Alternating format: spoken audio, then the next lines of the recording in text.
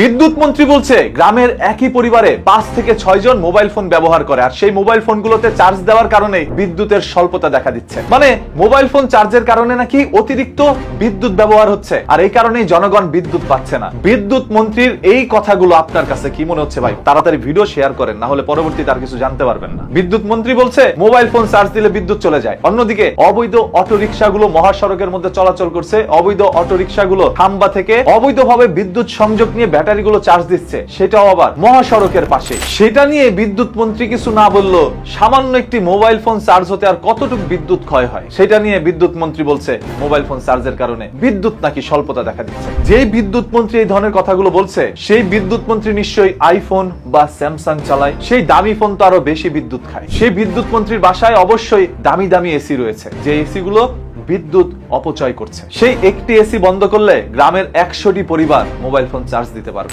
I hope MP মন্ত্রীর বাসা থেকে এসি এবং ইলেকট্রিক চুলো, ইলেকট্রিক দামি দামি ফ্রিজ এই সবকিছু বন্ধ করে দিলেই জনগণ বিদ্যুৎ পাবে। এটা মন্ত্রীর কথা শুনলে বোঝা যায়। আমি জানি এখন আবার মন্ত্রীর বিরুদ্ধে কথা বলার কারণে অনেকেই হয়তো বা আমাকে নিয়ে বাজে মন্তব্য করবেন, জীবনের ঝুঁকিও থাকতে পারে, কিন্তু আমি এইটাও আবার আশাবাদী বাংলাদেশের সরকার মাননীয় প্রধানমন্ত্রী জনাব তারেক রহমান থাকাকালীন অবস্থায় কারো বাক স্বাধীনতা কেউ রোধ করতে পারবে না। তিনি যখন প্রায় 18টি বছর লন্ডনের মাটিতে পাড়ি জমিয়েছিল তখন ইন্টারনেটের মধ্যে বেশ কিছু সময় তার কাটাতে হয়েছে। ইন্টারনেটের মধ্যে বাংলাদেশটাকে তিনি দেখতেন কিভাবে বাংলাদেশের মানুষ দুর্ভোগে পড়েছিল, এবং এক পর্যায়ে যখন এই দেশের জনগণের দেয়ালে পিঠ থেকে যায় তখন তিনিও জনগণকে সমর্থন করেন এক দফার দাবি জানাতে। সেই রকম একজন মানুষের কাছে আমরা এটা আশা করতেই পারি সেই কারো বাক রোধ করবে না, সে সবার বাক স্বাধীনতা ফিরিয়ে দিবে। আজ বাংলাদেশের প্রতিটি গ্রামের মধ্যেই বিদ্যুতের সংকট দেখা দিচ্ছে। বাংলাদেশের রাজধানী ঢাকাকে বলা হয়, আর সেই ঢাকার মধ্যেও বিদ্যুতের সংকট। কখনো কখনো হঠাৎ করে বিদ্যুৎ চলে যাচ্ছে, 1 ঘন্টা 2 ঘন্টা পর বিদ্যুৎ আসছে। ক্রমাগতই এই বিদ্যুৎ যাওয়ার কারণে ফ্রিল্যান্সিং জগতে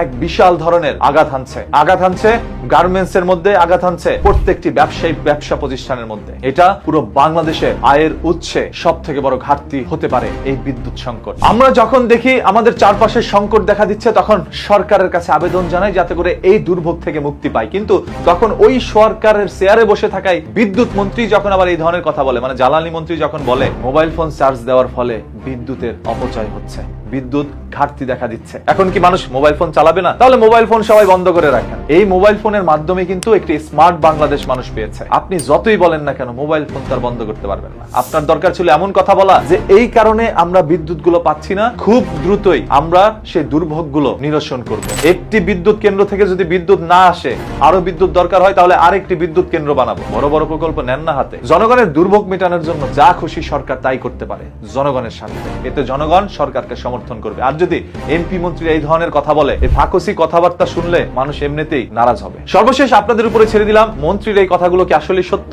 যদি তাই হয়ে থাকে ভিডিওটি শেয়ার করে দেন, আর আপনার মূল্যবান মতামত জানান। প্রতিদিনের এই ধরনের ঘটে যাওয়া ঘটনা, দুর্ঘটনা, লুকোনো সত্য জানতে পেজটাকে এখনই ফলো করে রাখেন। কথা দিচ্ছে মাটির নিচ থেকে লুকোনো সত্য বের করে এনে উন্মোচন করবো আপনাদের সামনে ইনশাআল্লাহ।